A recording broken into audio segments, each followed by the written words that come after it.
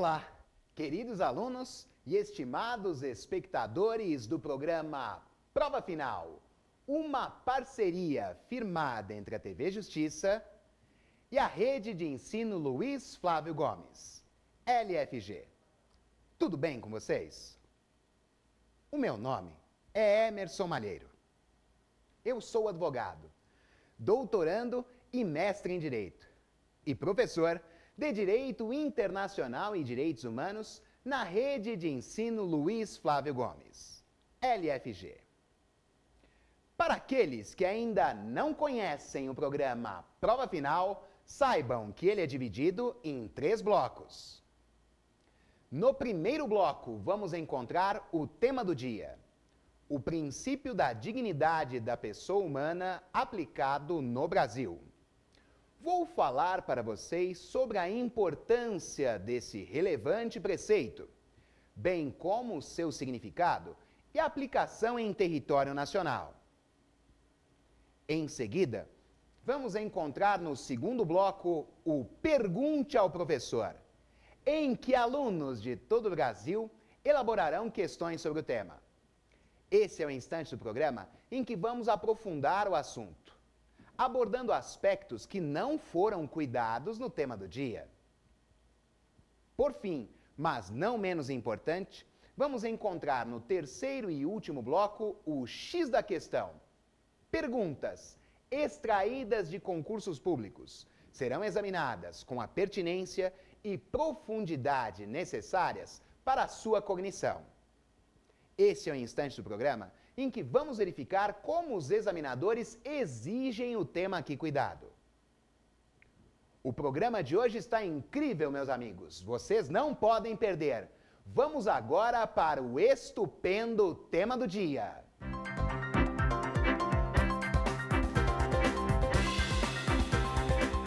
Olá, meus grandes amigos. Na nossa aula de hoje eu vou falar para vocês sobre o princípio da dignidade da pessoa humana e a sua aplicação no Brasil. Inicialmente, é importante destacar que o princípio da dignidade da pessoa humana é o fundamento da República Federativa do Brasil e está no artigo 1º, inciso 3 da Constituição Federal. Destaco de plano o que acabei de falar para vocês pelo seguinte: já houve diversas questões de concursos públicos estabelecendo que o princípio da dignidade da pessoa humana é preceito social, é um símbolo do governo, mas como vocês puderam ver, não é nada disso. Insisto, estamos diante do fundamento da República Federativa do Brasil. E uma pergunta bastante interessante que também surge ao cuidar do tema diz respeito à expressão empregada pelo legislador constitucional originário: dignidade da pessoa humana. Por que ele simplesmente não se utilizou da expressão dignidade humana? Existe uma razão prática? Vou lhes afirmar, meus amigos, categoricamente que sim. O legislador constitucional originário de 1988, quando se utilizou da expressão princípio da dignidade da pessoa humana, quis dirigir a dignidade exclusivamente às pessoas físicas. Não há de se falar, em hipótese nenhuma, em dignidade da pessoa jurídica. Ei, Malheiro, mas você pode estender a pergunta: a pessoa jurídica possui direitos. Isso é uma verdade e eu tenho que considerar. No entanto, não há de se falar em dignidade da pessoa jurídica. Pode procurar na Constituição Federal ou mesmo na legislação infraconstitucional e vocês não vão encontrar nenhuma diretriz nesse sentido. A pessoa jurídica possui sim diversos direitos e detém a tutela de defendê-los. No entanto, não há de se falar em dignidade, pois ela é exclusiva das pessoas físicas, do ser humano. Digas de passagem, a dignidade é intrínseca do ser humano, bastando ter essa condição para possuí-la. é existente desde o seu nascimento, mas é direito garantido desde a sua concepção. Ao falar sobre dignidade da pessoa humana, é importante verificarmos delineadamente qual o seu significado. E, nesse sentido, vou apresentar para vocês uma expressão bastante complexa, diferenciada, mas largamente empregada pela doutrina. Preciso lhes dizer que o princípio da dignidade da pessoa humana é o núcleo exegético do cenário jurídico brasileiro. E o que isso significa? O que é núcleo exegético do cenário jurídico brasileiro? Ao tecer uma consideração dessa natureza, preciso dizer para vocês que estamos diante de um parâmetro orientador de todo o cenário jurídico brasileiro. Assim, o legislador, quando vai criar uma norma jurídica, deve ter por base o princípio da dignidade da pessoa humana. O magistrado, quando vai aplicar a lei, deverá ter como fundamento o princípio da dignidade da pessoa humana. O promotor, quando atua no seu papel de acusação, também vai empregar o princípio da dignidade da pessoa humana. O advogado, geralmente, quando realiza o seu papel de defensor, igualmente deverá prestar muita atenção no princípio da dignidade da pessoa humana. E assim por diante, meus amigos. Com os delegados, procuradores, enfim, temos um parâmetro orientador do cenário jurídico brasileiro. É óbvio que quando o legislador cria uma norma jurídica, deverá ter por base o princípio da dignidade da pessoa humana, porque não poderá, em nenhuma hipótese, legiferar lidimamente contra os direitos humanos. Nesse aspecto, todas as normas detêm uma importância no cenário brasileiro. E nesse aspecto, insisto, é importante destacar a presença de tratados e convenções internacionais. Sabemos que no direito internacional os tratados não possuem nenhuma hierarquia. Todos eles são juridicamente iguais. Assim, por exemplo, posso lhes dizer que a Convenção Americana de Direitos Humanos possui o mesmo valor do Pacto Internacional sobre os Direitos Civis e Políticos, que não é mais importante que o Pacto Internacional sobre os Direitos Econômicos, Sociais e Culturais, que não é menos importante que o Estatuto de Roma, que criou o Tribunal Penal Internacional. E assim por diante em relação a todos os tratados internacionais. No entanto, quando os tratados internacionais são devidamente incorporados no ordenamento jurídico brasileiro, eles vão obedecer a uma hierarquia normativa, que detém por base a pirâmide de Hans Kelsen. Essa pirâmide se mostra explícita no cenário jurídico brasileiro, de acordo com o disposto no artigo 59 da Constituição Federal, que estabelece uma hierarquia entre as normas, com a Constituição Federal no topo. Todas as demais normas deverão obedecer aos dispositivos constitucionais. Se eventualmente existir qualquer desobediência, transgressão, a norma infraconstitucional deverá ser considerada inconstitucional. Desse modo, tratados internacionais que cuidem da dignidade da pessoa humana, uma vez incorporados no cenário jurídico brasileiro, vão obedecer aos dispositivos constitucionais. E, sob essa análise, sabemos que o princípio da dignidade da pessoa humana, no artigo 1º, inciso 3 da Carta Magna, é fundamento da República Federativa do Brasil. Ora, meus amigos, e sequer importa se o Tratado Internacional de Direitos Humanos, cuidando da dignidade da pessoa humana, tenha sido aprovado na forma do artigo 5º, parágrafo 2º, quando será a norma supralegal, ou quinto parágrafo 3º, quando terá equivalência de emenda constitucional.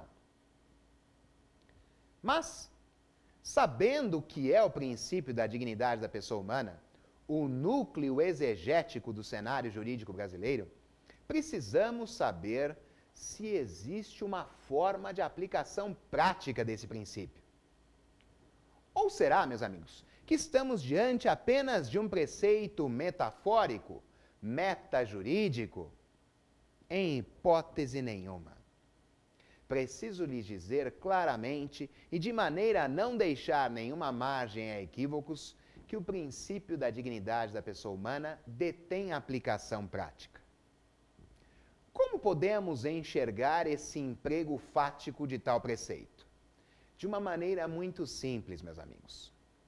Quando falamos em direitos humanos de segunda dimensão, quais sejam os direitos econômicos e sociais, aqueles que são criados para a tutela de interesses fundamentais, vamos verificar claramente na nossa Constituição Federal a disposição consignada no artigo 6º.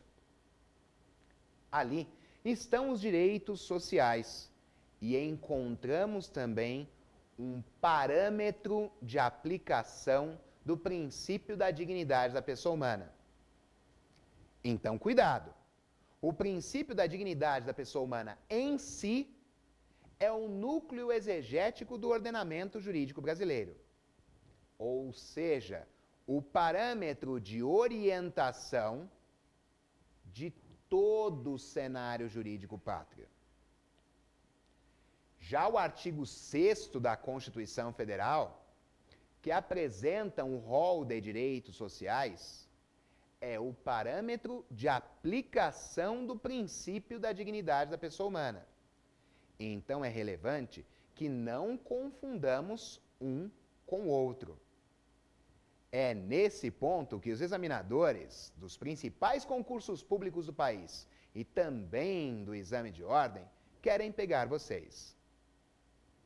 Observem atentamente, meus amigos, que quando aqueles direitos que estão previstos no artigo 6º da Constituição Federal são devidamente cumpridos, a dignidade humana se mostra presente. No entanto, nós sabemos que o direito é uma ciência do dever ser, não é verdade? Nem sempre é. É certo que o Estado deve proporcionar circunstâncias mínimas para a plena fruição dos direitos humanos. No entanto, nem sempre o Estado consegue fazê-lo. Nem sempre o Estado pode ou consegue efetivamente proporcionar tais circunstâncias mínimas para a plena fruição dos direitos humanos. Nesse caso, o que fazer? Será que, dentro dessa hipótese, não existe a aplicação do princípio da dignidade da pessoa humana? Existe sim, meus amigos. Isso porque os direitos humanos são efetivos. Não basta o singelo reconhecimento pelo Estado dos direitos humanos. É essencial que ele empregue medidas efetivas para a sua aplicação. E diante dessa hipótese, quando verificamos que alguns dos direitos sociais não são proporcionados pelo Estado, temos à nossa disposição os remédios constitucionais. Isso acontece por uma razão muito simples. No Brasil, temos um regime ordinário dos direitos fundamentais. Isso significa dizer que os direitos fundamentais estão dispostos devidamente na nossa legislação e em normas principiológicas, cabendo ao Estado, insisto, proporcionar circunstâncias mínimas para a sua aplicação. E quando o Estado não o faz, cabe-nos efetivamente utilizar os remédios constitucionais. Dentro dessa hipótese, é importante destacar um exemplo muito simples. Imaginemos a necessidade de uma pessoa de um tratamento de saúde emergencial. Diante dessa hipótese, no fato, não há vaga em um determinado hospital. O que ela faz? Deverá efetivamente se utilizar de um mandado de segurança para promover a efetividade do seu interesse fundamental. É importante lembrar, meus amigos, que o princípio da dignidade da pessoa humana é considerado tanto em sua previsão no direito interno, quanto em uma previsão proveniente de um tratado internacional devidamente incorporado no cenário jurídico brasileiro. Estamos diante de um direito de aplicação imediata. E o que podemos fazer para considerar esse preceito? Ora, para falar sobre isso, é necessário lembrar o próprio conceito de direitos humanos. Sabemos que ele está lastreado por 3 diferentes expressões. A primeira expressão que orienta o conceito de direitos humanos, direitos do homem, quando verificamos interesses que são conexos ao direito natural, como, por exemplo, o direito à vida, o direito à liberdade, o direito de dar a cada um o que lhe é devido. A segunda expressão que orienta o conceito de direitos humanos é direitos humanos em sentido estrito, em que verificamos que aqueles interesses conexos ao direito natural foram devidamente positivados em tratados e convenções internacionais. Por fim, a última expressão que orienta o conceito de direitos humanos é direitos fundamentais, quando aqueles tratados internacionais de direitos humanos foram devidamente incorporados no ordenamento jurídico brasileiro. Assim, quando um tratado internacional versar sobre o princípio da dignidade da pessoa humana, com a sua incorporação no cenário jurídico brasileiro, teremos a mesma consideração do preceito no direito interno. Já sabemos que sempre que existir conflito entre normas cuidando de interesses fundamentais, deverá prevalecer aquela que for mais benéfica ao ser humano. É certo que muito se discute acerca da aplicação do princípio da dignidade humana no cenário jurídico brasileiro. Mas eu posso lhes apresentar uma aplicação prática que, inclusive, já teve o reconhecimento do Supremo Tribunal Federal. Todos nós sabemos que o Pacto de São José da Costa Rica, ou Convenção Americana de Direitos Humanos, no seu artigo 7º, parágrafo 7º, estabelece a vedação da prisão civil, excepcionando a hipótese de prisão do devedor inexcusável de alimentos. Já lá na Constituição Federal, no artigo 5º, inciso 67, também temos a vedação da prisão civil, porém com 2 exceções. Uma idêntica ao do Pacto de São José da Costa Rica, qual seja a prisão do devedor inexcusável de alimentos. E mais outra, que versa sobre a prisão do depositário infiel. Atualmente, todos nós sabemos que não há de se falar em prisão do depositário infiel, por uma razão bastante simples. Além da decisão proveniente do Pleno do Supremo Tribunal Federal no recurso extraordinário 466343 de São Paulo, ainda houve em 2009, no mês de dezembro, a elaboração da súmula vinculante número 25, estabelecendo ser ilícita a prisão do depositário infiel, qualquer que seja a modalidade de depósito. Uma das orientações do Supremo Tribunal Federal para a elaboração da súmula 25, súmula vinculante número 25, foi justamente o princípio da dignidade da pessoa humana. Nesse caso, atualmente, verificamos que, com o choque da Convenção Americana de Direitos Humanos e o Pacto de São José da Costa Rica, prevaleceu a norma mais benéfica, com o emprego do princípio pro homine e a consideração inerente ao princípio da dignidade da pessoa humana.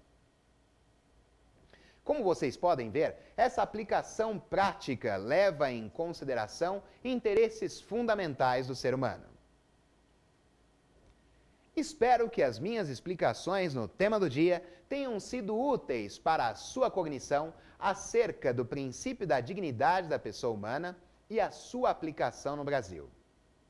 Agora, meus amigos, vamos seguir adiante e prosseguir para o segundo bloco, em que vamos encontrar o Pergunte ao Professor. Vocês verão que alunos de todo o Brasil elaborarão questões sobre o tema. Você também pode enviar a sua pergunta para provafinal@anhanguera.com. Não percam o segundo bloco, meus amigos. Vamos agora para o Pergunte ao Professor.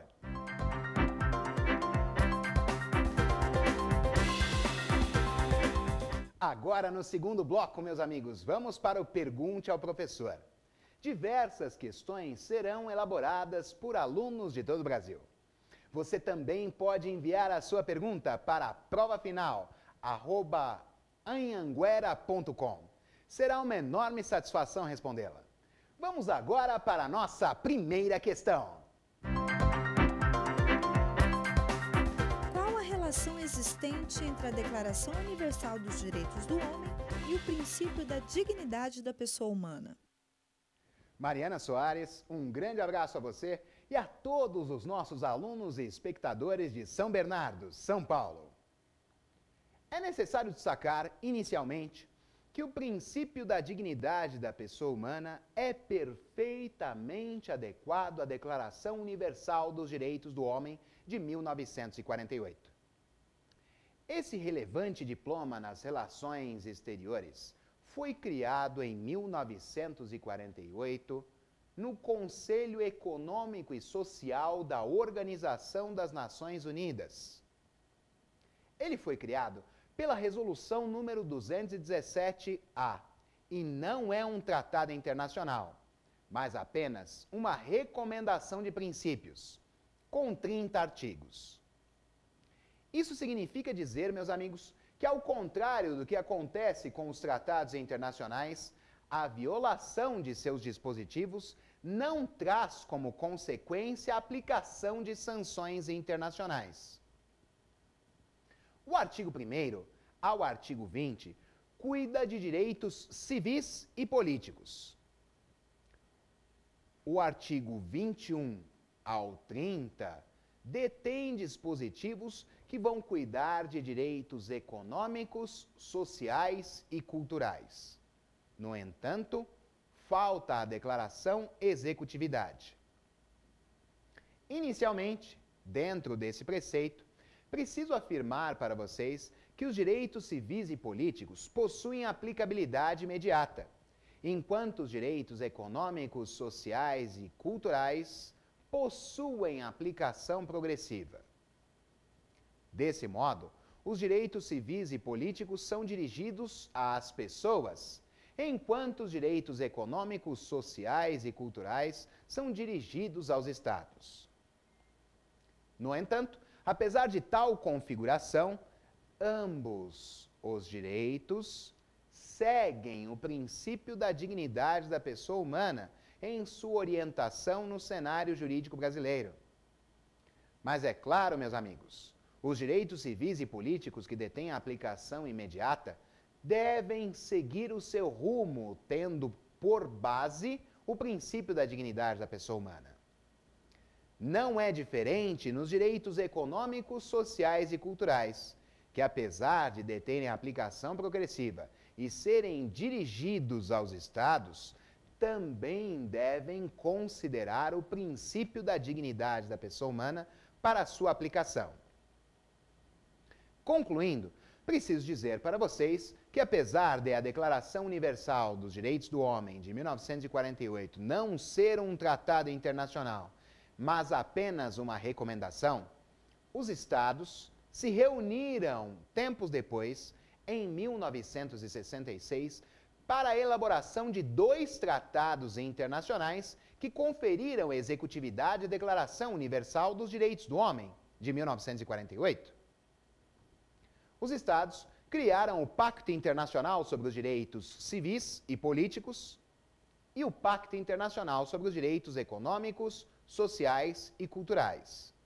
No cenário jurídico brasileiro, ambos os diplomas tiveram como lastro o princípio da dignidade da pessoa humana.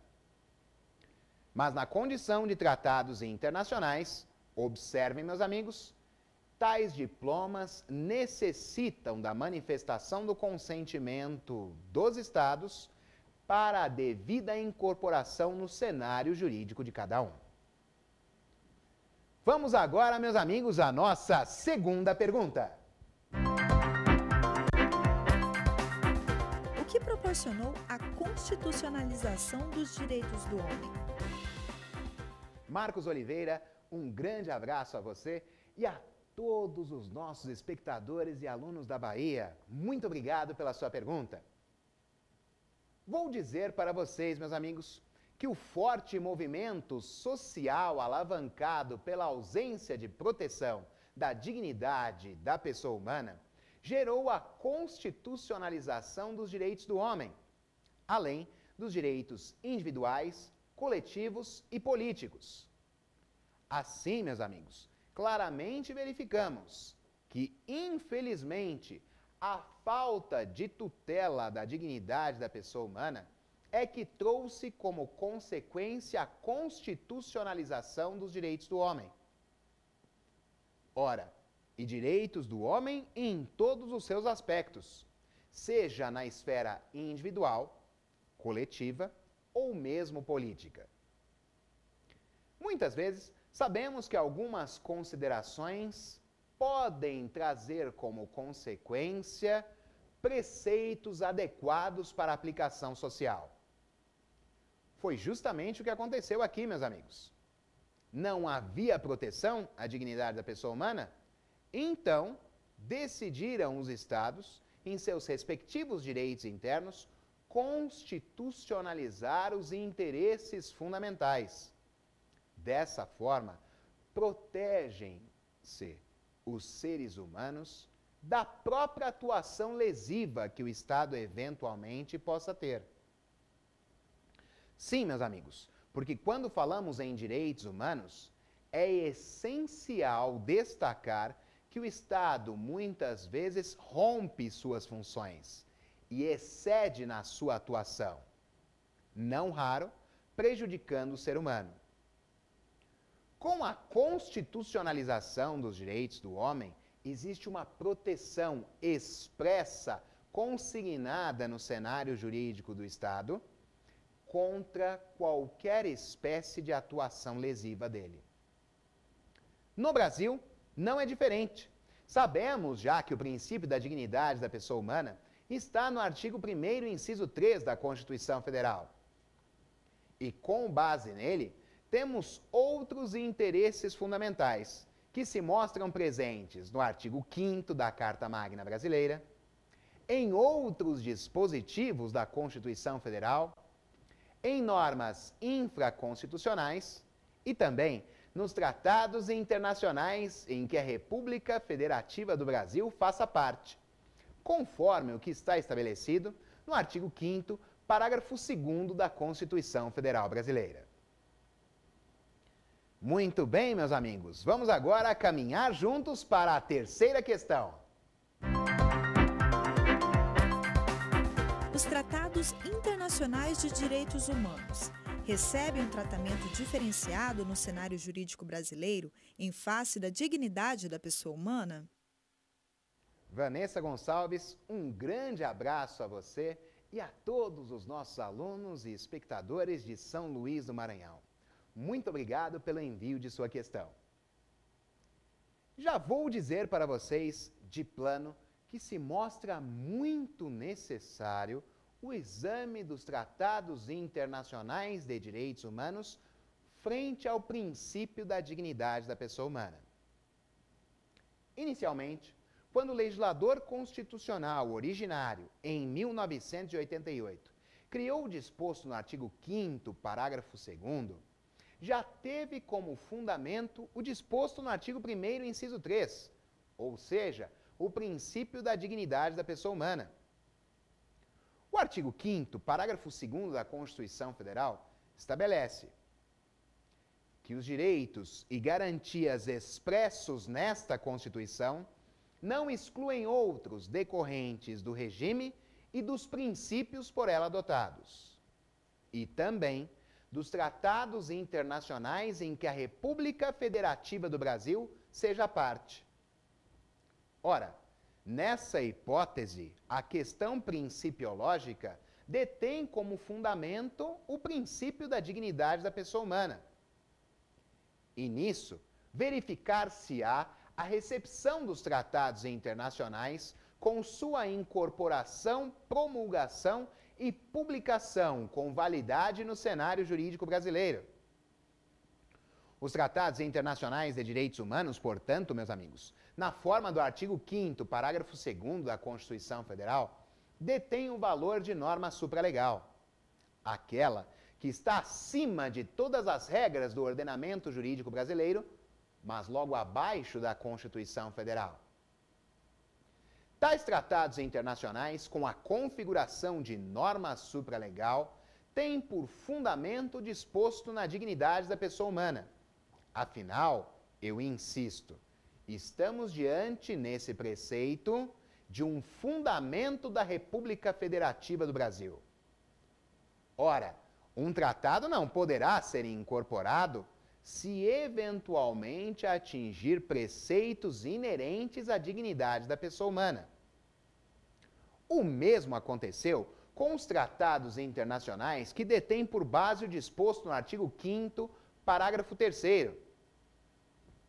A norma, como sabemos, não é originária, mas foi criada pelo legislador constitucional reformador, ou derivado, na reforma do Poder Judiciário, com a emenda constitucional número 45, de dezembro de 2004. Diante dessa hipótese, o artigo 5º, parágrafo 3º, estabelece que os tratados internacionais de direitos humanos, que forem aprovados por 3/5 em 2 turnos nas 2 casas do Congresso Nacional, equivalerão às emendas constitucionais.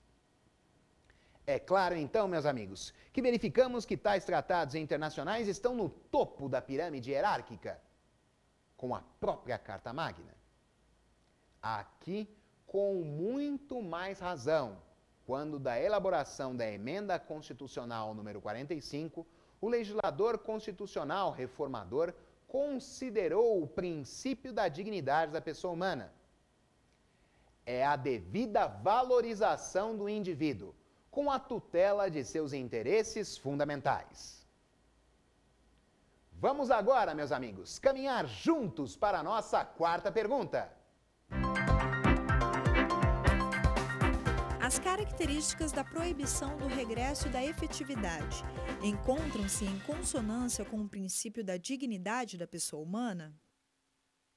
Lucas Soares, muito obrigado pela sua pergunta. Um grande abraço a você e a todos os nossos amigos de Ouro Preto. Falamos acerca das características dos direitos humanos. Aqui em destaque, o princípio, a característica da proibição do regresso e também da efetividade. Comecemos com a proibição do regresso.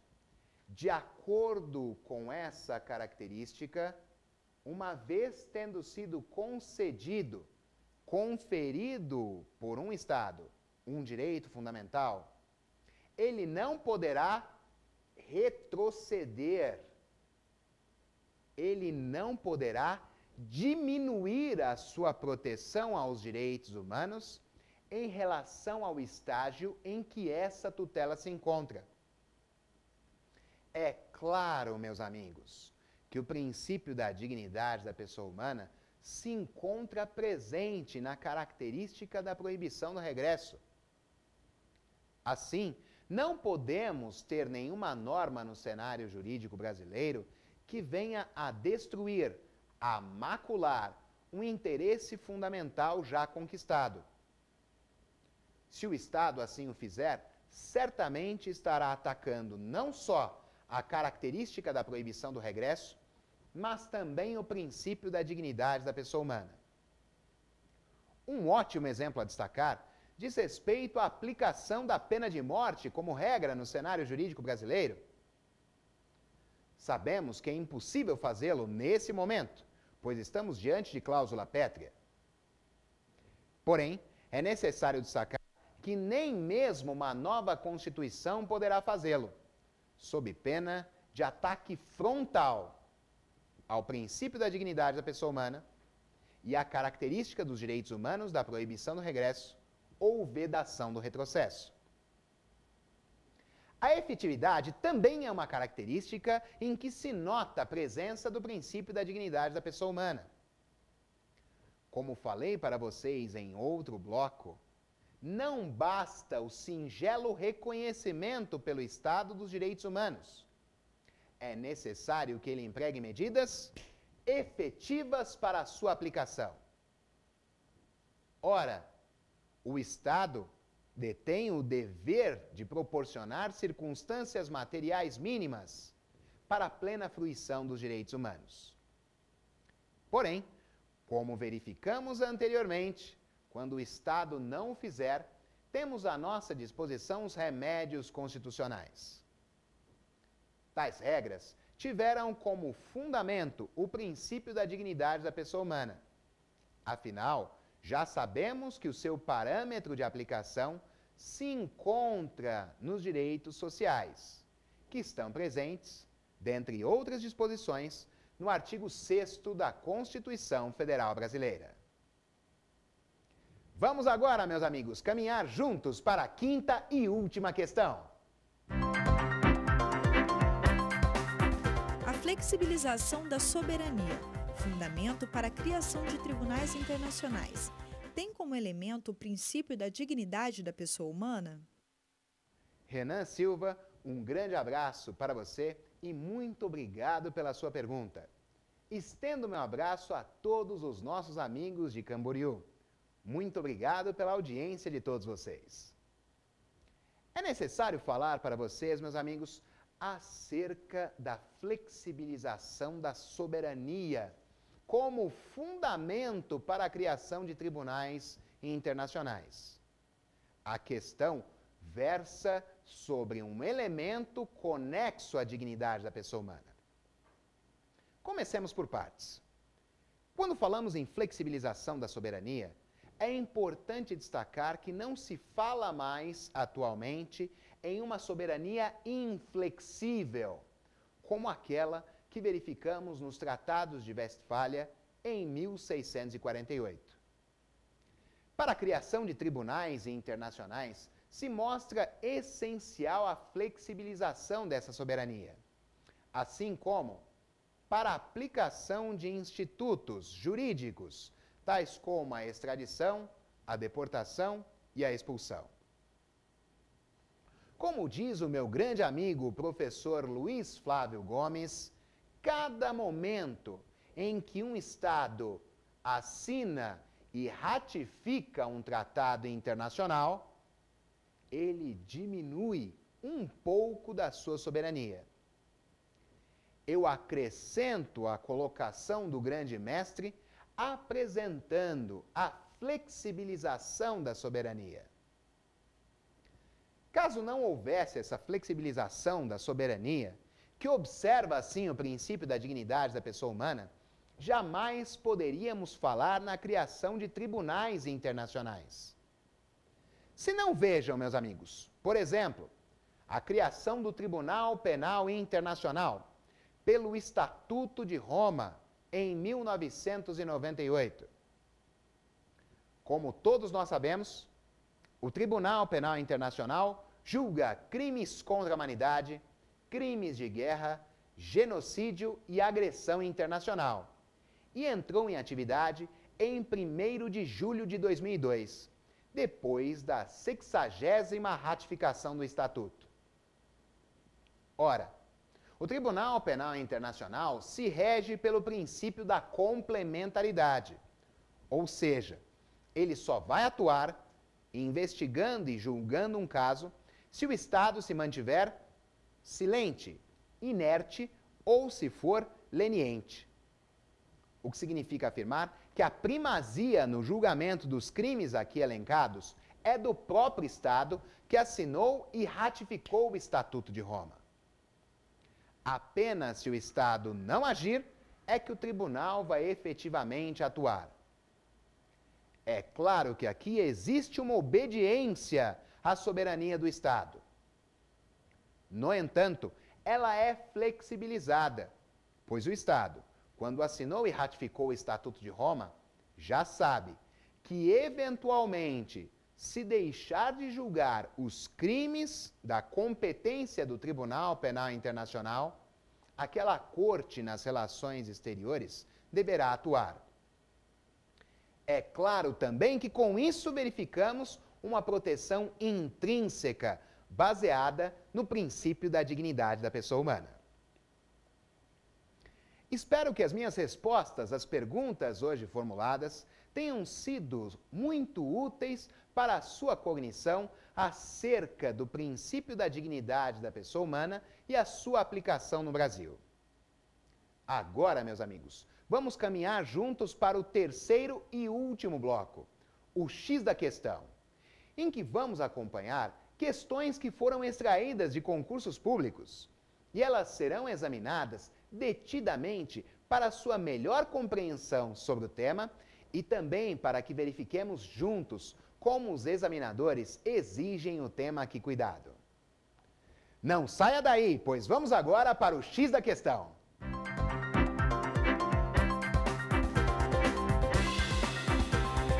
No terceiro bloco, estamos juntos no X da questão. Vamos à nossa primeira pergunta. Promotor de Justiça, 88º concurso, Ministério Público São Paulo, 2011. O princípio da dignidade da pessoa humana. Alternativa A. Não está previsto constitucionalmente, mas consta do chamado Pacto de São José da Costa Rica, possuindo grande centralidade no reconhecimento dos direitos humanos e tendo reflexo na atuação criminal do Ministério Público. Alternativa B. Está previsto constitucionalmente como um dos objetivos da República e possui grande centralidade no reconhecimento dos direitos humanos, mas não tem reflexo direto na atuação criminal do Ministério Público. Alternativa C. Está previsto como um dos direitos fundamentais previstos na Constituição Federal. Serve de base aos direitos de personalidade e deve ser considerado na atuação do Ministério Público, em especial perante o juízo de família. Alternativa D. Não está previsto constitucionalmente, mas consta da Declaração Universal dos Direitos do Homem. Constitui um núcleo essencial de irradiação dos direitos humanos, devendo ser levado em conta em todas as áreas de atuação do Ministério Público. Alternativa E. Está previsto constitucionalmente como um dos fundamentos da República e constitui um núcleo essencial de irradiação dos direitos humanos, devendo ser levado em conta em todas as áreas de atuação do Ministério Público. Vamos agora, meus amigos, analisar alternativa por alternativa. Comecemos pela alternativa A. Não está previsto constitucionalmente, mas consta do chamado Pacto de São José da Costa Rica, possuindo grande centralidade no reconhecimento dos direitos humanos e tendo reflexo na atuação criminal do Ministério Público. É certo que o princípio da dignidade da pessoa humana detém reflexo na atuação dos integrantes do Ministério Público, mas sabemos que ele está previsto constitucionalmente e encontra reflexos nos principais tratados e convenções internacionais de direitos humanos. Desse modo, a alternativa A está errada e não deve ser assinalada. Vamos verificar a alternativa B. Está previsto constitucionalmente como um dos objetivos da República e possui grande centralidade no reconhecimento dos direitos humanos, mas não tem reflexo direto na atuação criminal do Ministério Público. A alternativa B, de Betina, está errada. Existe a previsão constitucional, mas não é um dos objetivos da República Federativa do Brasil, mas o seu fundamento.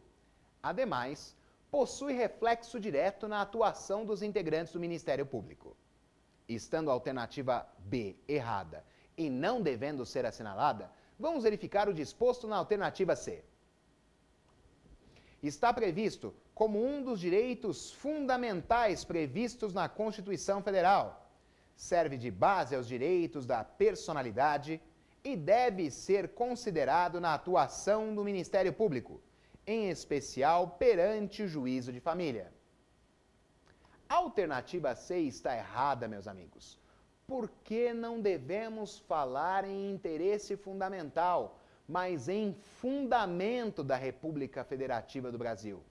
Não obstante, possa se afirmar categoricamente os seus reflexos na atuação dos integrantes do Ministério Público.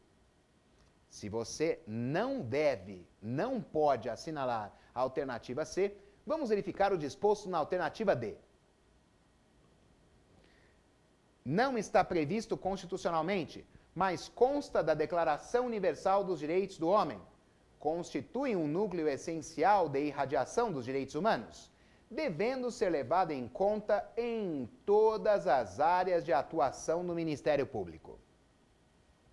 Não verificamos expressamente a sua consignação na Declaração Universal dos Direitos do Homem. Afinal, lá detemos direitos civis e políticos. Ademais, sabemos que já existe a previsão constitucional, no artigo 1º, inciso 3. Assim, a alternativa D de Deolinda não deve ser assinalada por ser considerada errada. Vamos verificar a alternativa E. Está previsto constitucionalmente como um dos fundamentos da República e constitui um núcleo essencial de irradiação dos direitos humanos, devendo ser levado em conta em todas as áreas de atuação do Ministério Público. A alternativa E de Emerson está correta e deve ser assinalada como certa resposta. Vamos agora para a nossa segunda questão. Magistratura, Tribunal de Justiça do Paraná, 2010. Na busca por novas formas de resoluções de conflitos acerca de condutas criminalizadas, face ao notório insucesso e crise do tradicional modelo de justiça penal, vem emergindo a justiça restaurativa, que se destaca por ser a alternativa condizente com o respeito aos direitos humanos e à dignidade da pessoa humana, para dirimir conflitos tanto na esfera penal quanto no âmbito da infância e juventude.